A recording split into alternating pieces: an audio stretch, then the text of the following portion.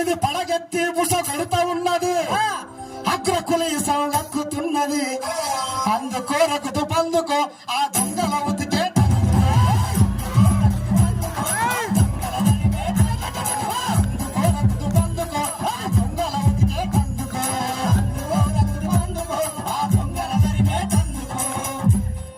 మాయితో పుట్టినాన్ని మల్లె పువ్వులే చేసి అవును ఇక దుడిసి తీగా దుడిసి దిష్టి పూసాలు గట్టి మంత్రాసాలయ్యి మన తల్లులు సాకిరి చేస్తే ఎర్రగా బుర్రాగయ్యి ఎక్కువ వల్లమని ఎగురుతున్నారు.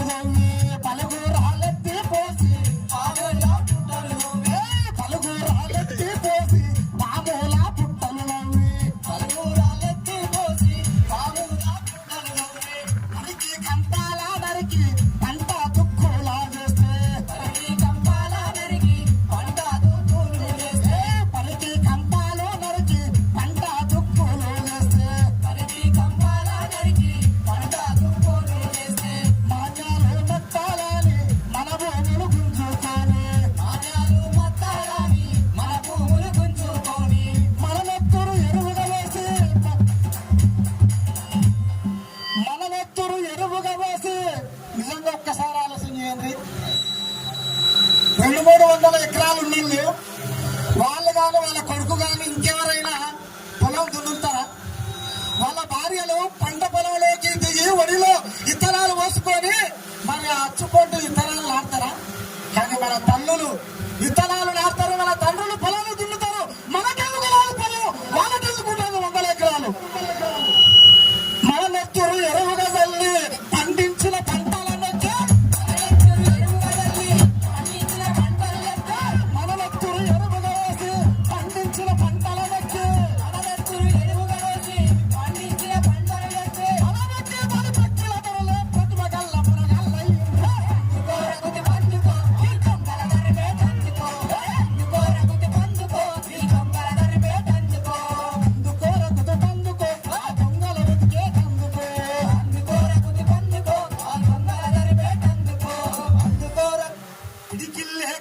చేసి ముడి మండల వలుగా తీసి గట్టి వీకలు కుర్రల్ల అడ్డంగా నిలువు చెక్కి మన ఒడ్డరోళ్ళు పైన ఎండ కింద బండ అయినా సరే గన్ను తీసుకొని బండను బట్టలుగా వలగబెట్టి మన ఎముకలు గోడగా మేల్చి అంతస్తులు మేడలు కడితే ఎత్తగా ఉంటే సోమరి కొడుకులు ప్రతిభగల్ల మనగాళ్ళ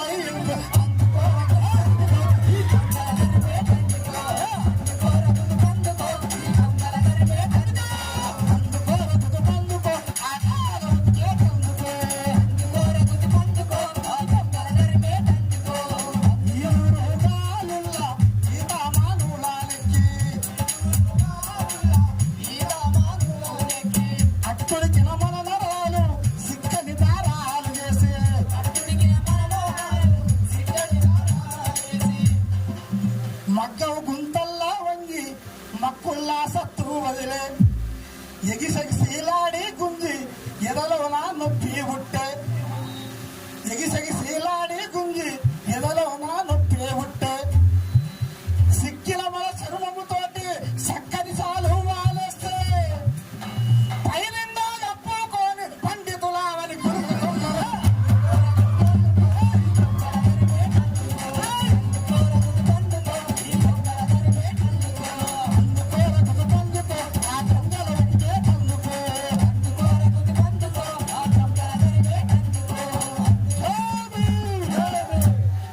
మనం చాలా మానవతావాదులం, కానీ మా పీక మీద కత్తి పెడితే కూడా మనం ఊరుకోము.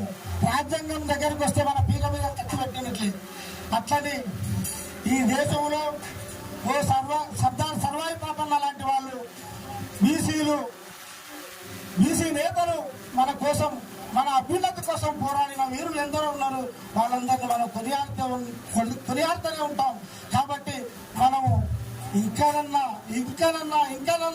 చైతన్యం కాకపోతే మరి ప్రమాదం ఉంటుంది. కాబట్టి జై భీమ్, రెండు చేతులు జై భీమ్, రెండు పిడికిళ్ళు ఎత్తే పాడే వాళ్ళకు మాకు ఉత్సాహం వస్తుంది గట్టిగా జై భీమ్. ఈ మంగనూరు అనే గ్రామం నాకు 1985 నుంచి తెలుసు. 1985 అంటే దాదాపు 40 సంవత్సరాలు కావచ్చు. 40 సంవత్సరాల కిందటి నుంచి ఊరు తెలుసు. ఈ ఊరికి నేను రాలేదు, కానీ ఈ ఊరు నుంచి నా జీవితంలోకి మిత్రులు వచ్చారు. అట్లా నా జీవితంలోకి వచ్చిన మొదటి మిత్రుడు నాకు సీనియర్ మన్యమన్న. ఇప్పుడు మన్యమన్న ఎక్కడున్నాడో నాకు తెలియదు. మన్యమన్న ఆ రోజు మా క్లాస్లో స్కూల్లో ఆయన క్లాస్ ఫస్ట్. ఆయన మ్యాథమెటిక్స్ చేస్తే క్లాస్లో మ్యాథ్స్ చెప్పే టీచర్లు కూడా మన్యమన్న ఎక్కడ తప్పు పడతాడో మేము చెప్పేది అని ఒక్కొక్కసారి సారు వాళ్ళు చెప్పకపోతే కూడా ఆ సూత్రాన్ని మన్యమన్న చెప్తూ ఉండేవాడు. అట్లా మొట్టమొదటిసారి మన్యమన్న మంగనూరు ఎవరైనా ఇంత బాగా చదువుతున్నాడు, ఎవరైనా ఇంత బక్కపల్చగా ఉన్నాడు ఎవరైనా అని అంటే ఈయన బిజినపల్లి మండలం మంగనూరు నుంచి వచ్చాడు. నాకు ఈ ఊరి పరిచయం అయింది. మొట్టమొదటి ఆ ఊరి పరిచయం నా స్నేహంగా మారింది. ఆ తర్వాతి కాలంలో నేను చదువుకుంటున్న క్రమంలో ఈ ఊరిలో జరిగే పోరాటాలు, కమ్యూనిస్టు పార్టీ ఊళ్ళో ఉన్నది, ఇప్పటికీ ఊళ్ళో కమ్యూనిస్టు పార్టీ ఉన్నది, సిపిఐ పార్టీ. ఆ పార్టీ పోరాటాలు మా నాన్న కమ్యూనిస్టు పార్టీలో పనిచేస్తూ ఉండటం మూలంగా ఆ తర్వాత తెలుసుకుంటూ ఉన్నాను. అతి ముఖ్యమైనది ఏమిటంటే, నేను నిజాం కాలేజీలో డిగ్రీ చదువుకునే రోజుల్లో, నేను డిగ్రీ సెకండ్ ఇయర్లో ఉన్నప్పుడు నాకు ఒక 6 నెలలు ఒక సెమిస్టర్ అంతా పాఠం చెప్పిన నా గురువు ప్రొఫెసర్ నిత్యానందరావు గారు ఈ గ్రామానికి చెందినటువంటి వారు. ఆయన నాకు గురువు. ఆ తర్వాత నేను అదే డిపార్ట్మెంట్లో ప్రొఫెసర్ అయ్యి మేమిద్దరం కలిసి పనిచేశాం. నేను హెడ్గా ఉన్నప్పుడు ఆయన నాతో పాటు ప్రొఫెసర్గా పనిచేశాడు. ఆయన హెడ్గా ఉన్నప్పుడు నేను ఆయనతో పాటు కలిసి ప్రొఫెసర్గా BY చైర్మన్గా నేను పనిచేశాను. కనుక ఈ ఊరితో నాకున్నటువంటి అనుబంధం అది. ఆ అనుబంధంతో గత 2 సంవత్సరాలుగా ప్రయత్నం చేస్తున్నారు ఈ ఊరికి రప్పించడానికి. సో ఈ గ్రామంతో ఉండే ఆ అవినాభావ సంబంధం, ఆ స్నేహం వలన వీళ్ళు అడగగానే 14వ తారీఖు అడిగారు, రాలేనని చెప్పాను. 13వ తారీఖు అయినా వస్తావంటే రాలేనని చెప్పాను. ఈ రోజు ఉన్న ఒక ప్రోగ్రామ్ ను క్యాన్సిల్ చేసుకొని దాన్ని 16వ తారీఖు మార్చుకొని ఇవాళ మీ ఊరికి రాగలిగాను. చాలా సంతోషంగా ఉంది. వీళ్ళందరూ మాట్లాడుతూ ఉన్నారు, 9 అయింది, 9:30 అవుతున్నది, మీరందరూ వెళ్ళిపోతారేమో అని నేను అనుకుంటున్నా. కానీ మీ ఊరిలో ఎంత పట్టుదల కలిగినటువంటి మనుషులు, మీ ఊరికి దండం పెట్టాలనిపిస్తుంది నాకు. కమిట్మెంట్ అనేది మనం చాలా సభలో మాట్లాడుతుంటాం. ఒక్కొక్క రోజు ఒక్కొక్క సభలో, నిన్న గద్వాల్లో ఒక 500-600 మందితో మాట్లాడాను. రేపు అక్కడ పోతే ఒక 1000-2000 మంది ఉండవచ్చు. ఇక్కడ ఒక 500 మంది ఉన్నారు. ఎంత మంది ఉన్నారు అనేది కాదు ప్రశ్న, వచ్చిన వాళ్ళు ఎంత కమిట్మెంట్ తో చివరి వరకు కూర్చొని ఉపన్యాసాలు విన్నారు అనేది ముఖ్యమైన ప్రశ్న. అట్లా చూసుకున్నప్పుడు మీ ఊరి వాళ్ళు పాటలు వింటున్నారు, మాటలు వింటున్నారు, ఎక్కడ కూడా కదలకుండా కూర్చున్నారు. ఎవరు ఎన్ని మాట్లాడి, అధ్యక్షుల వారు కూడా చాలా మంచివారు ఉన్నారు. మామూలుగా అధ్యక్షుడు అంటే ఎట్లుండాలి, మనం పార్లమెంటులో, శాసనసభలో, అసెంబ్లీ శాసనసభలో, లోక్సభలో, రాజ్యసభలో చూస్తూ ఉంటాం. ఎక్కువ మాట్లాడితే టక్కున మైక్ కట్ చేస్తారు. కానీ ఈ అధ్యక్షుడు మైక్ ఏం కట్ చేయట్లేదు, ప్రశాంతంగా కూర్చుంటున్నాడు. లేచినప్పుడు నన్ను అర్థం చేసుకోండి అంటున్నాడు. కనుక మీ ఊరిళ్ళందరూ చాలా మంచి వాళ్ళు ఉన్నారనే విషయం అర్థమయ్యి వాళ్ళు కూడా మీ వేదిక మీద ఉన్న వాళ్ళని అర్థం చేసుకుంటున్నారు. కనుక ఇంతసేపు కూర్చోవడం, చిన్న పిల్లలతో సహా చాలా మంది చూస్తుంటే నాకు అనిపిస్తున్నది, వెంకటేశ్వర చెప్పాడు కదా, ఇవాళ ఊరికి వచ్చారు మీరు, ఉద్యోగం కోసం వేరే ఊళ్ళకి వెళ్ళారు. నేను కూడా మా ఊరిని వదిలేశాను, కానీ నెలకోసారి వెళ్తూ ఉంటాం మా ఊరికి. ఇవాళ ఉద్యోగాల కోసం బయటికి వెళ్ళిన వాళ్ళందరూ చాలా మంది పిల్లలతో, వారి కుటుంబంతో, భార్యలు కూడా వచ్చినట్లుగా నాకు అనిపిస్తూ ఉన్నది. వచ్చా, ఈ ఊరిలో ఒక పండుగ జరుగుతున్నది అని వచ్చాను. ఇది ఒక పండుగ. చాలా పండుగలు చేస్తాం మన జీవితంలో. ఏమేం పండుగలు చేస్తాం మీ అందరికీ తెలుసు. ప్రతి పండుగప్పుడు బంధువులు వస్తారు, కానీ ఆ పండుగ ఏ పండుగ మన పండుగ కాదు. ఇంతకు ముందు నా మిత్రుడు కవి మిత్రుడు 20-25 సంవత్సరాలుగా ఇద్దరం కలిసి ఒకే సంఘంలో విప్లవ రచయితల సంఘంలో పనిచేస్తున్నాం. పరిమళు మట్టి కంప అనే పుస్తకం రాశాడు.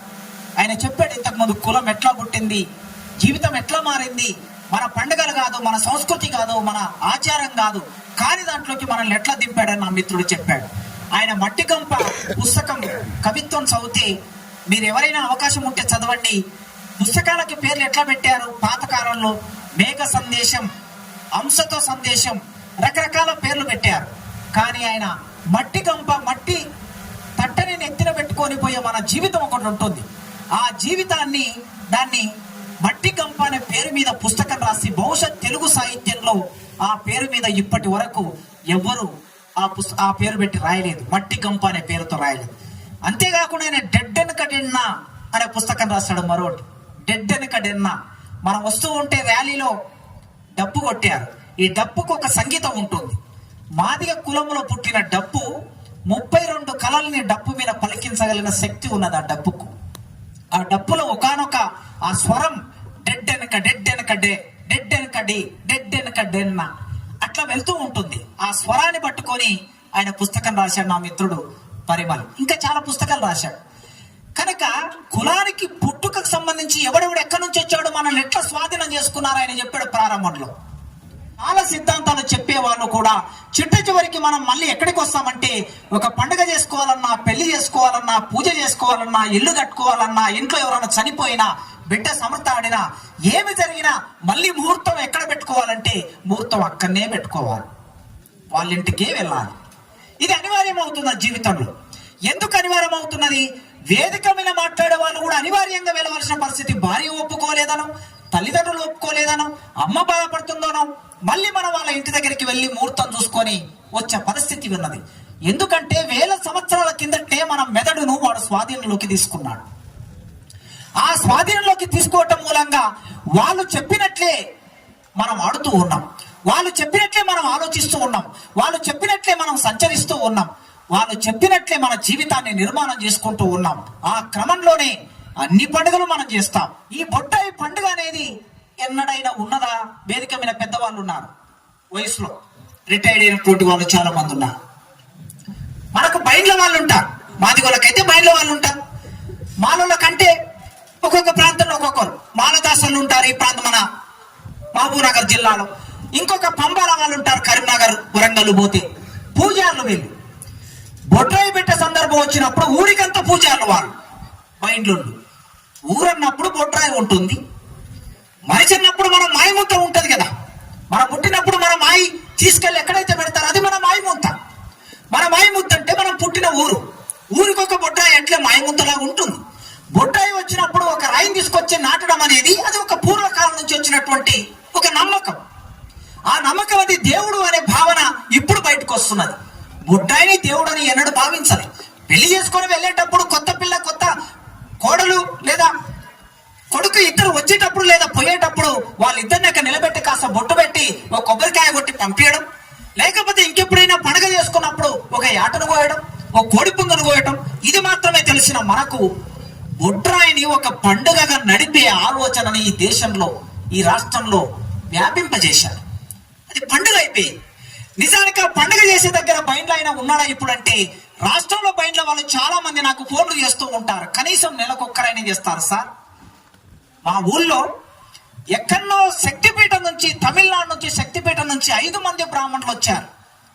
చివరికి మేము చదువుకున్న మా లింగాలకి తమిళనాడు నుంచి 5 మంది బ్రాహ్మణులు పిలిపించి 10 లక్షలు వాళ్ళ చేతుల్లో పెట్టారు. లింగాలలో ఉన్న బయళ్ళ వాళ్ళకి ఉపాధి కోల్పోయారు. ఇట్లా నేరుగా ఒక్కొక్క సందర్భంలో గతంలో మనం చేసే పండుగలు మన పండుగలు కావు, ఇప్పుడు చేయబోయే పండుగలు మన పండుగలు కావు. మన ఆలోచనలు వాళ్ళ చేతిలోకి, మెదడును వాళ్ళ చేతిలోకి తీసుకొని మన మెదడులో ఒక్కొక్క విత్తనం వేస్తూ ఉన్నారు. ఈ విత్తనం వేసే సందర్భం వచ్చినప్పుడు దీనికి వ్యతిరేకమైన ఆలోచనలు ఎప్పుడు మొదలై ఉంటాయి? ఎప్పుడు మొదలై ఉంటాయి అంటే పరిమళ చెప్పినట్లు ఒక 4000 సంవత్సరాల కిందట, 3000 సంవత్సరాల కిందట ఒక నడుచుకుంటూ వస్తున్నాడు. ఇట్లా నడుచుకుంటూ రోడ్డు మీద నడుచుకుంటూ వస్తూ ఉన్నాడు. నడుచుకుంటూ వస్తూ ఉంటే ఇటుపక్క ఒక 10 మంది, ఇటుపక్క ఒక 10 మంది ఉన్నారు. కొద్ది దూరం వచ్చాక ఎదురుగా ఒక ఆయన వస్తూ ఉన్నాడు. మాచిపోయిన బట్టలు కట్టుకొని, గడ్డం పెరిగి మాచిపోయిన గడ్డంతో ఎంటకలు పెరిగి తలస్నానం చేయలేక నూనె పెట్టుకోలేక ఒక మనిషి ఇట్లా ఎదురుగా నడుచుకుంటూ వస్తూ ఉన్నాడు. ఈయన వాడిని చూశాడు. కొద్ది దూరం వెళ్ళాక, ఎవరు వాడు అన్నాడు. వాడు ఒక చండాలుడు అని పక్కన ఉన్నవాడు చెప్పాడు. వెంటనే మనిషి, చండాలుడా వైదొలుగు అన్నాడట. అంటే ఆ మాచిపోయిన బట్టలు కట్టుకున్న చండాలుడు ఒక ప్రశ్న వేశాడు. అయ్యా మహానుభావ, నన్ను వైదొలగమంటావా, నా ఆలోచనను వైదొలగమంటావా అన్నాడు. ఈ రోడ్డు మీద వస్తున్న నన్ను వైదొలగమంటావా, నా ఆలోచనను వైదొలగమంటావా? అప్పుడు వైదొలగమని అన్నవాడు ఆశ్చర్యానికి గురయ్యాడు.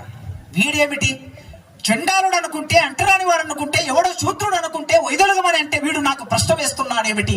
పైగా వేసిన ప్రశ్న శరీరాన్ని వైదొలగమంటావా, ఆలోచనలు వైదొలగమంటావా అని అంటే, ఒకవేళ నా శరీరం వైదొలిగితే నేను దూరంగా వెళ్తాను, కానీ రోడ్డు మీద నడుచుకుంటూ వెళ్ళాలనే నా ఆలోచన మాత్రం రోడ్డు మీదే ఉంటుంది. అప్పుడైనా నీకు అంటొస్తుంది. లేదు, నా ఆలోచనలు దూరం పంపిస్తా, నేను ఇక్కడ ఉంటా, నా శరీరం వలన కూడా నీకు అంటొస్తుంది. ఇప్పుడు ఏం చేయమంటావని అడిగితే, అప్పుడు ఈ వైదొలగమన్నోడు, ఒరే మహానుభావుడా, నువ్వు మామూలుడివి కాదరా, సాక్షాత్తు ఆ మహావిష్ణువు నన్ను పరీక్షించమని నిన్ను పంపించాడని చండాలుడి కాలు పట్టుకున్నాడు. కాలు పట్టుకున్నాడు శంకరాచార్యుడు. కాలు పట్టుకున్నాడు శంకరాచార్యుడు. ఈ దేశంలో ప్రశ్న వేసిన ప్రతి ఒక్కరిని వీళ్ళందరూ, ఈ బ్రాహ్మణులు ఏం చేశారంటే దేవుళ్ళుగా మార్చేశారు. మన చెల్లాడు ప్రశ్న వేస్తామని దేవుని చేశారు. బుద్ధుడు ప్రశ్న వేస్తామని దేవుని చేశారు. అంబేద్కర్ ప్రశ్న వేస్తే ఇంకొక 10-15 సంవత్సరాల కాలంలో అంబేద్కర్ దేవుడు అయిపోయే ప్రమాదం ఒకటి మన దేశంలో కొనసాగుతుంది కావచ్చు. ఇప్పుడు గాంధీకి గుడులు కట్టారు. మన విజయవాడ వెళ్తూ ఉంటే గాంధీ గుడి అనే గుడి ఉంటుంది అక్కడ. రేపు అంబేద్కర్ కూడా గుడులు కట్టొచ్చు, అక్కడ పూజారులను పెట్టి అంబేద్కర్ దేవుని చేయొచ్చు. ఈ దేశంలో ఆలోచన అనేది ఒక ప్రశ్న రూపంలో బయటకు వచ్చినప్పుడు మహాత్మా జ్యోతిరావు పూలే ఒక ప్రశ్న వేశాడు. వాళ్ళ నాన్న దగ్గర ప్రశ్న వేశాడు. 10 సంవత్సరాల వయసులో వేసిన ప్రశ్న ఏమిటంటే, నాన్న, నేను నా స్నేహితుడి ఇంటికి వెళ్ళాను, పెళ్లికి వెళ్ళాను. పెళ్లి అయిన తర్వాత ఊరేగింపు జరుగుతూ ఉన్నది. ఆ ఊరేగింపులో వాళ్ళతో పాటు నేను నడుస్తూ ఉన్నాను. నా పక్కకు ఒక వ్యక్తి వచ్చి, నీది ఏ కులం రా అని అడిగాడు. నేను మాలికులం అని చెప్పాను. మాలికులం అని చెప్పగానే, ఒరే దుర్మార్గుడా, విధవ, మాలికులస్తుడైన నీవు, శూద్రుడైన నీవు మాతో పాటు ఊరేగింపులో నడవడానికి వీల్లేదురా అని తిట్టాడు. నాన్న, ఎందుకు తిట్టాడు అని అడిగాడు వాళ్ళ నాన్న. వాళ్ళ నాన్న పేరు గోవిందరావు. ఎందుకు తిట్టాడు అని అడిగితే అప్పుడు వాళ్ళ నాన్న చెప్పాడు, నాన్న, నిన్ను కేవలం తిట్టాడు. ఒకవేళ అక్కడ ఒక మాదిగవాడో ఒక మాలవాడు ఉంటే చంపేసేవాడు, నిన్ను కేవలం తిట్టి వెళ్ళగొట్టారు అన్నప్పుడు రెండో ప్రశ్న వేశాడు పూలే. ఎందుకు ఇట్లా జరుగుతున్నది అంటే, ఈ దేశంలో మనుషులందరూ సమానం కాదు, ఒకరు ఎక్కువ ఒకరు తక్కువ, కనుక వాళ్ళు ఎక్కువలో మనకన్నా ఎక్కువలో ఇంటికి వెళ్ళొద్దు, ఎక్కువలో ఊరేగింపులో నడవద్దు, ఎక్కువలను ముట్టుకోవద్దు, నువ్వు మళ్ళెప్పుడు అక్కడ వెళ్ళకు అని చెప్పాడు. అది విన్నటువంటి పూలే తర్వాత ఆయన చదువుకుంటూ ఉన్న క్రమంలో చదువుతూ ఉన్నాడు. స్కూల్కు వెళ్ళాడు. స్కూల్కు వెళ్ళిన తర్వాత పూలే వాళ్ళ నాన్న గోవిందరావు 20 ఎకరాల ఆసామి. ఆ రోజుల్లోనే 20 ఎకరాలు. ఆయన భూమిలో పూలు పండించేవాడు. అక్కడ పండినటువంటి పూలను ఎవరికి సప్లై చేసేవాడో తెలుసా? మహారాష్ట్రలో ఉన్నటువంటి రాజులకి అంతఃపురంలో వాళ్ళ ఆడవాళ్ళు పెట్టుకోవడానికి పూలను సప్లై చేసేవాడు. కూరగాయలు సప్లై చేసేవాడు. మంచి వ్యాపారం నడుస్తూ ఉన్నది. పూలే దగ్గర లెక్కలు రాయడం కోసం ఒక గుమస్తా ఉన్నాడు. ఆ గుమస్తా బ్రాహ్మణుడు. ఒక బ్రాహ్మణుని ఉద్యోగంలో పెట్టుకోగలిగినటువంటి స్థాయిలో పూలే తండ్రి గోవిందరావు ఉన్నాడు. అయితే ఆ బ్రాహ్మణుడు కనిపించింది, ఈ పిల్లవాడు చదువుకుంటే రేపు వీనికి తెలివి మీరితే నా ఉద్యోగం పోతుంది కదా, కనుక వీని చదువు ఆపించాలి. పూలే చదువు ఆపించాలనుకున్నాడు ఆ బ్రాహ్మణుడు తండ్రికి చెప్పి. మీలో చాలా మందికి తెలుసు, ఇప్పుడు సార్ ఇక్కడ పద్యాలు పాడాడు కదా, ఇంతకు ముందు స్వాతంత్రం గురించి పద్యాలు పాడాడు. కర్షక కవి రాసినటువంటి పద్యాలు పాడు, దూవూరి రామరెడ్డి రాసిన పద్యాలు పాడాడు. అద్భుతమైన పద్యాలు పాడుతూ ఉన్నాడు ఆయన. ఎక్కడ కూడా తప్పు లేకుండా, అక్షర దోషం లేకుండా పాడుతూ ఉన్నాడు. ఆ రోజుల్లో ఈ కొండయ్య గారిని, ఆ సార్ను, వీళ్ళందరినీ కూడా దూరం పెట్టారు కదా. ఇదేమో ఎప్పుడో 1000 సంవత్సరాల కిందట 100 సంవత్సరాల కిందట జరిగింది కాదు కదా. కేవలం ఒక 40 ఏళ్ల కిందట 50 ఏళ్ల కిందట జరిగిన సంఘటన మన కళ్ళ ముందు చెప్తూ ఉన్నాను. అంటే మనిషిని మనిషిగా చూసే తెలివి ఉన్నప్పుడు ఆ తెలివిని అణిచివేసే ఒక్కొక్కరు అంటూ ఉండేవాళ్ళు పెద్ద కులాల వాళ్ళు. ఏమనేవాళ్ళంటే, ఏమయ్యా వెంకయ్య, పుల్లయ్య, మల్లయ్య, నీ కొడుకును బడికి పంపిస్తున్నావు, జీతం పెట్టకపోయినావు. బడికి పంపిస్తే ఏమొస్తుందయ్యా? నీ కొడుకు చదువుకుంటే రేపు నీ మాటినడు. నీ కొడుకు చదువుకుంటే నువ్వు చెప్పిన పిల్లను పెళ్లి చేసుకోడు. నీ కొడుకు చదువుకుంటే వ్యవసాయం చేయడు, ఎక్కడికో వేరే దగ్గరికి వెళ్ళి ఉద్యోగం చేస్తాడు. కనుక జీతం పెడితే నీకు డబ్బులు వస్తాయి కదా అని చదువు మానిపించేవాళ్ళు. దాని అర్థం ఏమిటంటే మనం చదువుకోవద్దని, మనం చదువుకుంటే ఆలోచిస్తామని, మనం ఆలోచిస్తే రేపు వాడి అధికారం చెలాయించబడదని, మనం ఆలోచిస్తే వాడికి ఎదురు తిరుగుతామని. ఇది అన్ని ఊర్లలో జరిగింది. ఇప్పటికీ ఇంకా కొన్ని ఊర్లలో జరుగుతూ ఉన్నది. ఇది 200 సంవత్సరాల కిందట కూడా ఇదే జరిగింది. పూలేను చదువు మానిపించాడు ఆ బ్రాహ్మణుడు. వాళ్ళ నాన్న చెప్పి చదువు మానిపించాడు. మానిపిస్తే పూలే వ్యవసాయ పనులు చేయడం మొదలు పెట్టాడు. ఆ వ్యవసాయం పనులు చేస్తూ చేస్తూ 12 ఏళ్ల వయసులో పెళ్ళి. ఈ 12 ఏళ్ల వయసులో పెళ్ళైనప్పుడు భార్యను తీసుకొని వచ్చాడు. ఒకరోజు భార్య ఇంట్లో కూర్చొని దీపం ముందు ఒక పుస్తకం పెట్టుకొని చూస్తూ ఉంది. ఇంతకుముందు చెల్లి గంగ పాట పాడింది కదా, పుస్తకం చూస్తుంది ఆమె.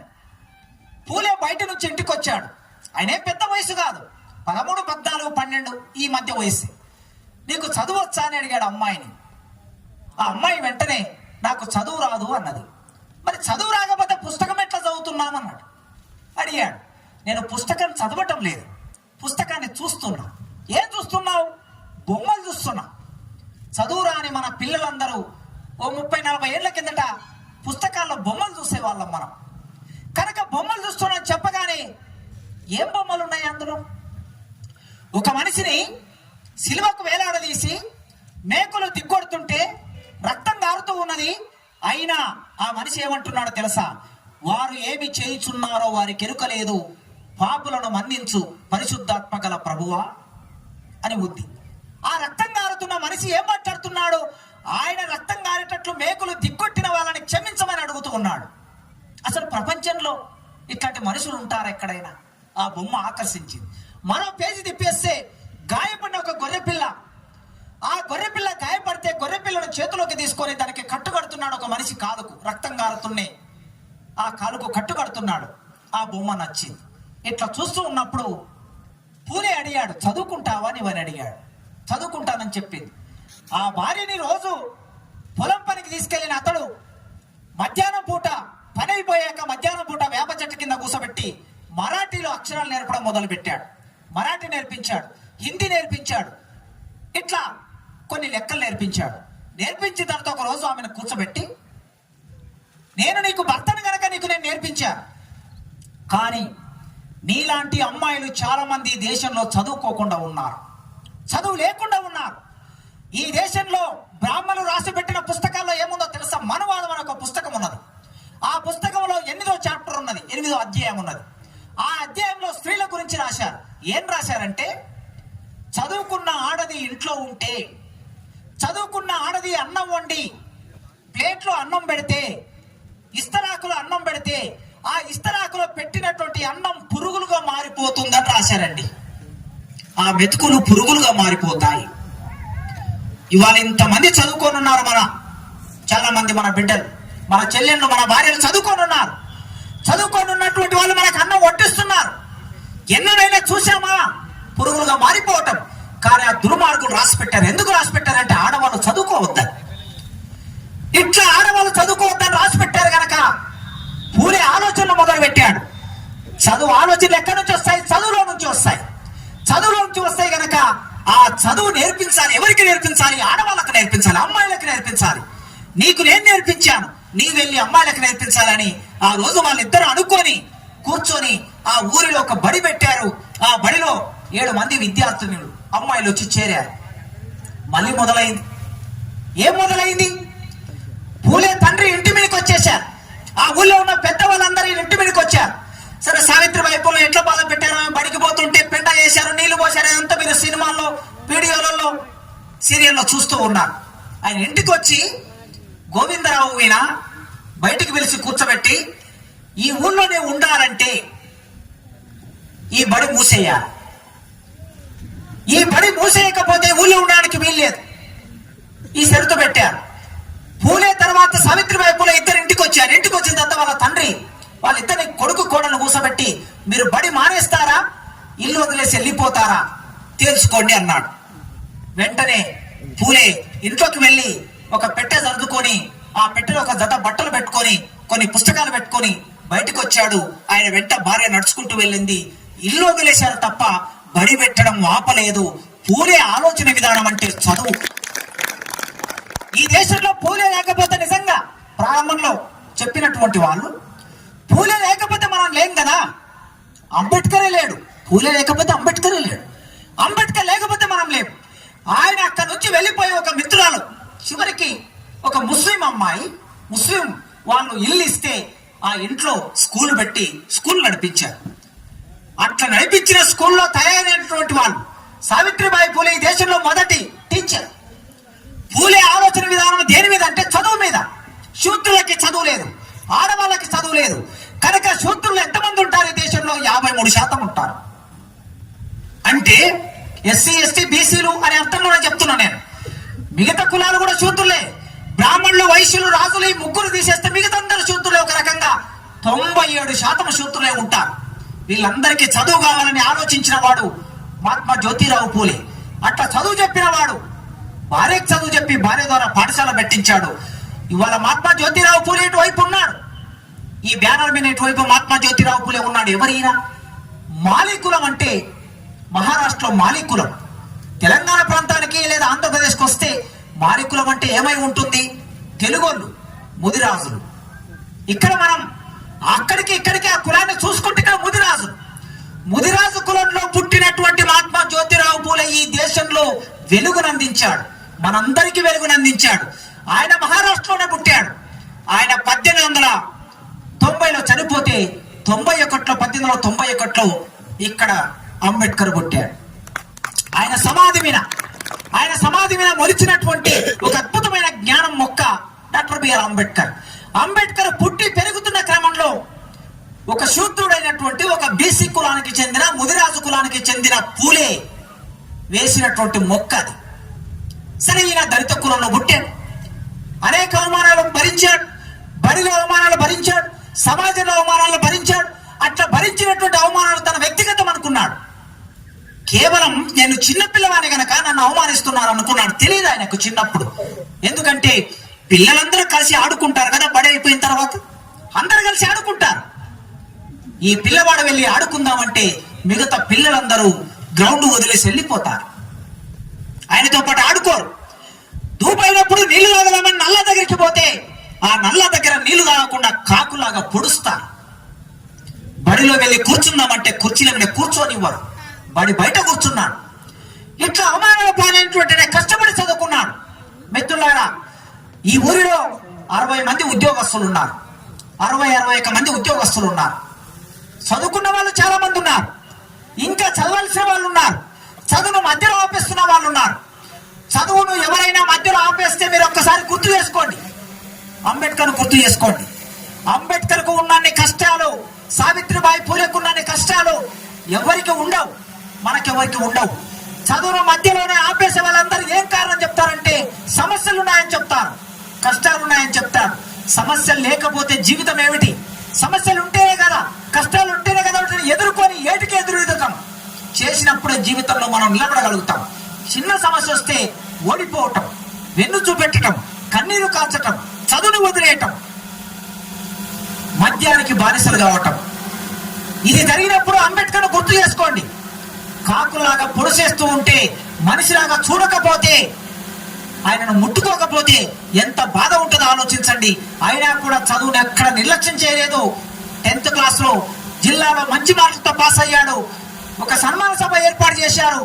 ఆ సన్మాన సభలో అంబేద్కర్ కి కేలుస్కర్ అనే ఒక పెద్ద మనిషి ఒక పుస్తకం తీసుకొచ్చి ఇచ్చాడు. ఆ పుస్తకం బుద్ధుడి జీవిత చరిత్ర. ఆ పుస్తకం అంబేద్కర్ 15-16 సంవత్సరాల వయసులో చదువుకున్నాడు. అప్పుడు అర్థమైంది ఈ దేశం ఏమిటో.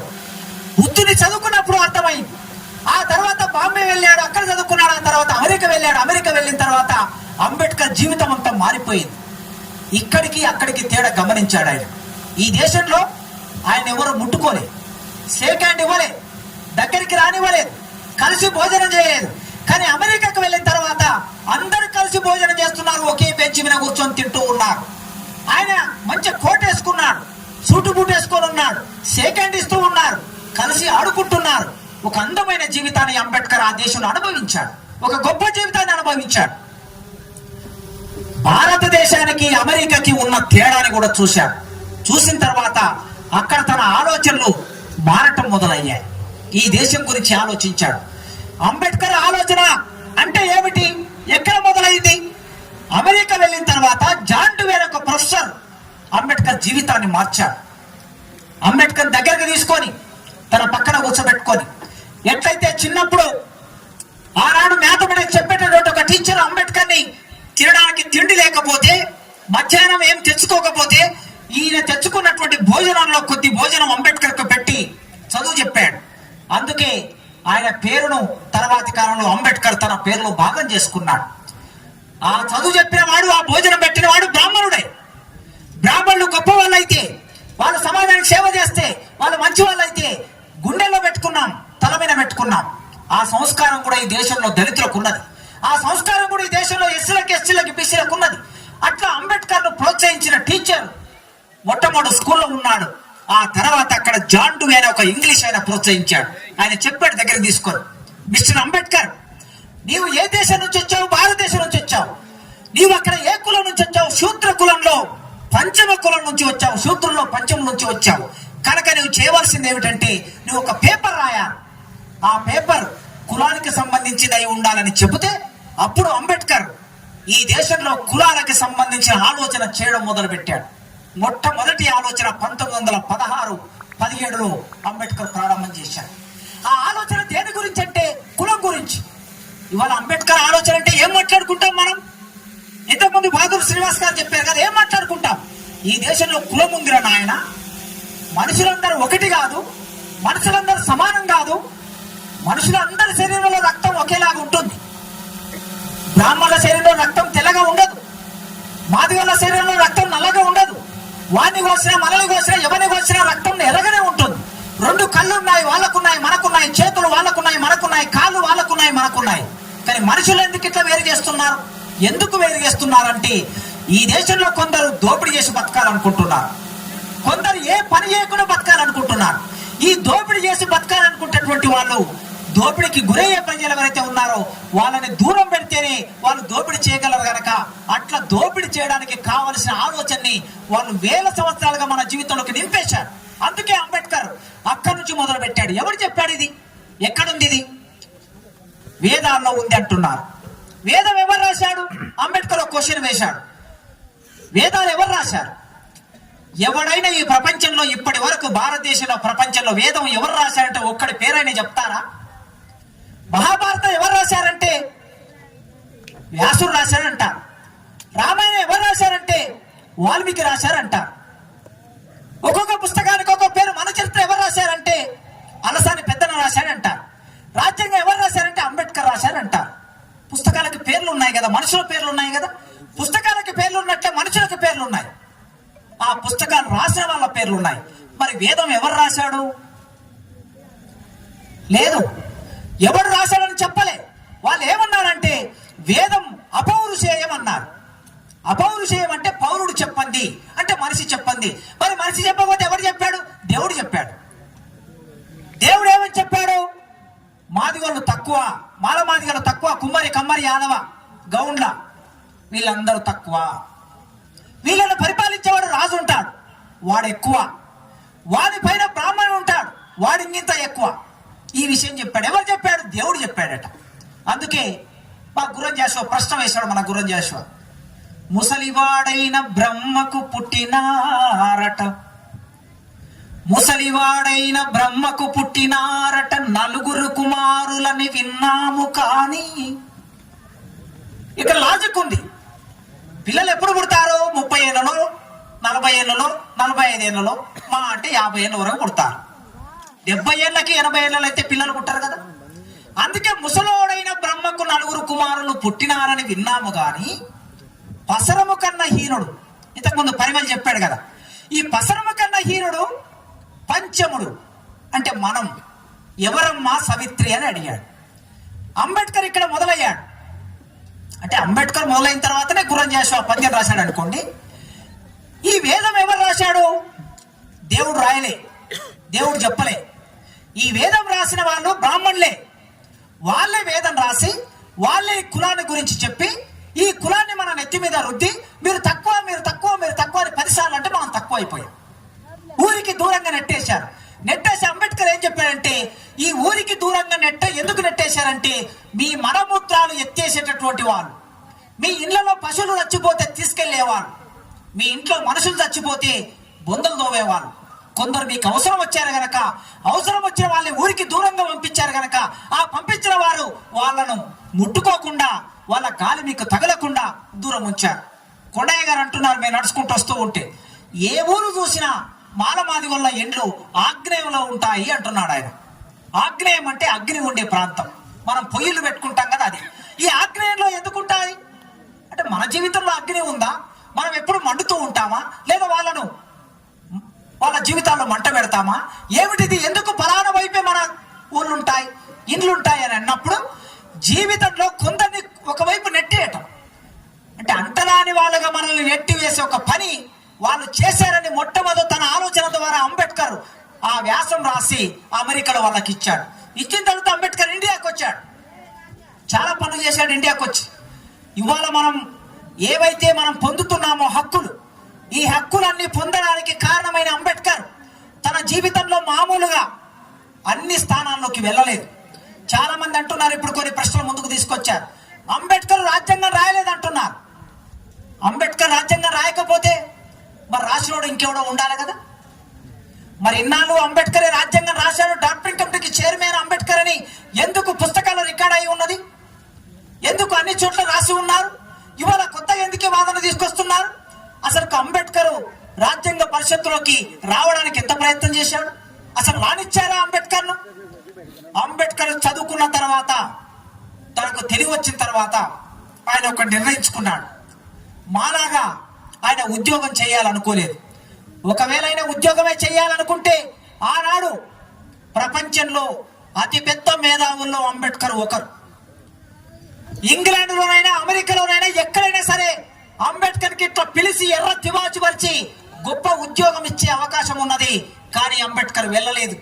భారతదేశంలో కూడా అంబేద్కర్ కి గవర్నమెంటే జడ్జి పోస్ట్ ఇస్తామంటే కూడా అంబేద్కర్ వెళ్ళలేదు. నా జాతి ప్రజల కోసం నేను చదువుకున్నాను, తిరిగి నా ప్రజలు విముక్తి చేయాలి, నా ప్రజల కోసం పోరాటం చేయాలనుకున్నాడు. తన జీవితం అంతా మన కోసమే త్యాగం చేశాడు. ఆ త్యాగం చేసే క్రమంలో నీళ్ల కోసం పోరాటం చేశాడు, దేవుని గుడిలోకి వెళ్ళడానికి పోరాటం చేశాడు, గాంధీతో పోరాటం చేశాడు, కాంగ్రెస్ వాళ్ళతో పోరాటం చేశాడు, హిందూ మహాసభ వాళ్ళతో పోరాటం చేశాడు, బ్రిటిష్ వాళ్ళతో పోరాటం చేశాడు. అంబేద్కర్ పోరాటం చెయ్యని వాళ్ళు ఎవరు లేరు, అందరితో పోరాటం చేశాడు. ఎందుకోసం? మన కోసం చేశాడు పోరాటం.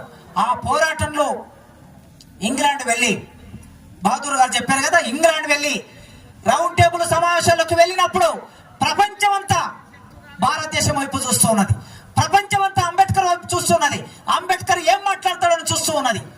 భారతదేశంలో రౌండ్ టేబుల్ సమావేశాల్లోకి వెళ్లకుండా ఇక్కడనే ఉండిపోయిన గాంధీ అండ్ కాంగ్రెస్ కూడా అంబేద్కర్ చూస్తూ ఉన్నారు. ఆ క్రమంలో అంబేద్కర్ మాట్లాడాడు, మీరు ఎక్కడి నుంచో మీరు దేని గురించి మాట్లాడడం కోసం వచ్చారు అని అన్నప్పుడు నేను భారతదేశ ప్రతినిధిగా వచ్చాను అన్నాడు తప్ప అంబేద్కర్ నేను మాలల ప్రతినిధిగా వచ్చాను, మాదిగల ప్రతినిధిగా వచ్చాను, ఎస్సీల ప్రతినిధిగా వచ్చానని అంబేద్కర్ చెప్పలే. నేను భారతదేశ ప్రతినిధిగా వచ్చాను. ఆ తర్వాత నేను భారతదేశంలో సప్రెస్డ్ క్లాసెస్, అణిచివేతకు గురవుతున్నటువంటి వర్గాల వైపు నుంచి నేను ఈ దేశానికి వచ్చాను.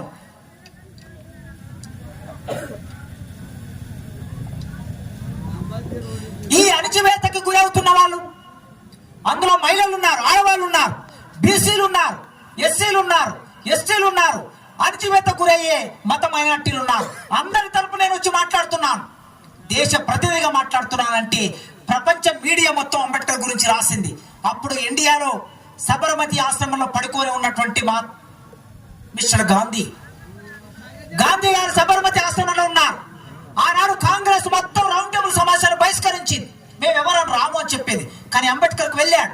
వెళ్ళిన తర్వాత ఇక్కడ గాంధీ అనుకున్నాడు, నేను భారతదేశ ప్రతినిధిని కదా, బ్రిటిష్ వాళ్ళ తరఫున మాట్లాడవలసిన భారత ప్రతినిధి నేను, కానీ ఇప్పుడు అంబేద్కర్ ఏమిటి భారతదేశ ప్రతినిధి అంటున్నాడని చెప్పి గాంధీ అండ్ కాంగ్రెస్ బిత్తరపోయింది.